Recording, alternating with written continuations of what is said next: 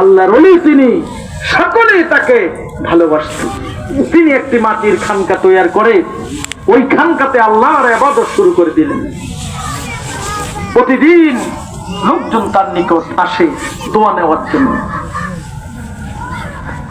জুরাইজ রহমতুল্লাহ আলাইহি মা একদিন হঠাৎ করে, দীর্ঘদিন হয়ে গেছে সন্তানের সঙ্গে দেখা নাই, কথা নাই, সাক্ষাৎ নাই, সন্তানের সঙ্গে দেখা করার উদ্দেশ্যে খানকার সামনে আসছে। এসে দেখে খানকার দরজা লক বন্ধ। দরজার সামনে এসে ডাক দিয়ে বলে, বাবা জুরাইজ, আমি তোমার মা আসছি তোমার সঙ্গে একটু দেখা করার জন্য। জুরাইজ আল্লাহর আবেদ, নামাজের মধ্যে ছিলেন। কিসের মধ্যে ছিলেন?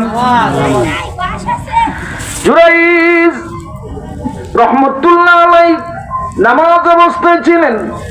তিনি জানতেন না মা এবং বাবা যখন ডাক দেয় সন্তানের, নামাজ ছেড়ে হলেও মা এবং বাবার ডাকে সাড়া দিতে হয়। কিন্তু তিনি নামাজের মধ্যে ছিলেন। তিনি চিন্তায় পড়ে গেলেন, মার কণ্ঠ শোনা যাচ্ছে, মা আমাকে ডাক দিচ্ছে, আমি কি মায়ের ডাকে সাড়া দিব নাকি আমি নামাজের মধ্যে থাকবো? জুরাইজ রহমতুল্লাহ আলাইহি আল্লাহর আবেদ নামাজের মধ্যেই রইলেন, মার ডাকে সাড়া দিলেন না। মা লম্বা সময় সন্তানের অপেক্ষা করে গন্তব্যস্থানে চলে গেলেন। দ্বিতীয় দিন আবার তার সন্তানের সঙ্গে দেখা করার জন্য আসলেন। দ্বিতীয় দিন মা দরজার সামনে আসলেন, এসে দেখে দরজা বন্ধ। ওই সময়ও জুরাইজ আল্লাহ পাকের আবেদ নামাজের মধ্যে ছিলেন। মা দরজার সামনে এসে ডাক দিয়ে বললেন, বাবা জুরাইজ, আমি তোর মা আছি তোর সঙ্গে একটু দেখা করার জন্য। জুরাইজ মনে মনে ভাবছে, আমি কি নামাজ পড়বো নাকি মায়ের ডাকে সাড়া দিব? দ্বিতীয় দিনও সিদ্ধান্ত নিলেন, আমি নামাজই পড়বো। মার ডাকে সাড়া দিলেন না, তিনি নামাজের মধ্যেই রয়ে গেলেন। দ্বিতীয় দিন মা অপেক্ষা করে গন্তব্যস্থানে চলে গেলেন। তৃতীয় দিন আবার মা আসলেন তার সঙ্গে কথা বলার জন্য। তৃতীয় দিন এসে দেখে দরজা বন্ধ। জুরাইজ নামাজের মধ্যে ছিলেন। মা ডাক দিলেন, জুরাইজ, জুরাইজ রে, আমি তোর মা এসেছি তোর সঙ্গে দেখা করার জন্য। জুরাইজ রহমতুল্লাহ আলাইহি নামাজের মধ্যে ছিলেন। মনে মনে ভাবছে, আমি কি নামাজ পড়বো নাকি নামাজ ছেড়ে মায়ের ডাকে সাড়া দিব? সিদ্ধান্ত নিলেন, আমি নামাজ পড়বো। এমন বহু দরবেশ আছে, আছে কি নাই বলেন? মা বিছানায় পড়ে রয়েছে আর হ্যাঁ তিন সিলাই গেছে, আছে না?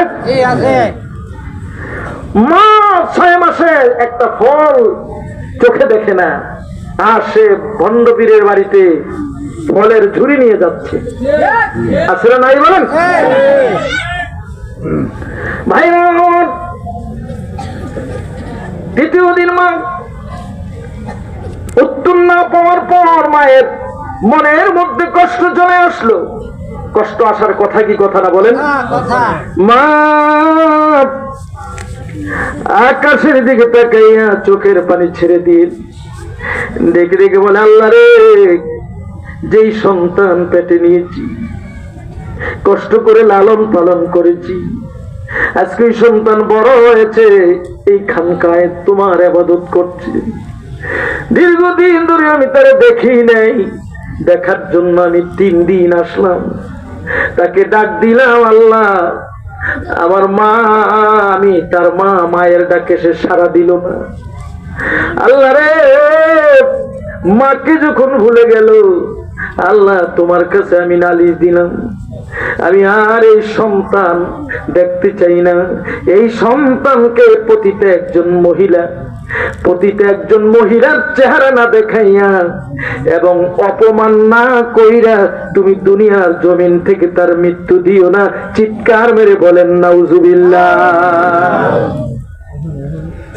এটা কি নেক দোয়া না বদ দোয়া? আর জোরে বলেন নেক দোয়া না বদ দোয়া?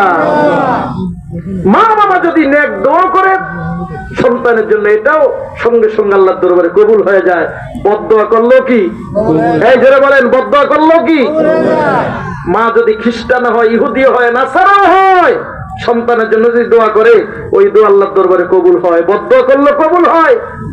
তার প্রমাণ হচ্ছে মুসা আলাইহিস সালামের জমানায় ফেরাউনের সঙ্গে মুসা আলাইহিস সালামের যুদ্ধ চলছিল। ফেরাউনের শক্তি বেশি, দলবল বেশি, সম্পদ বেশি, পাচ্ছে না মুসা আলাইহিস সালাম।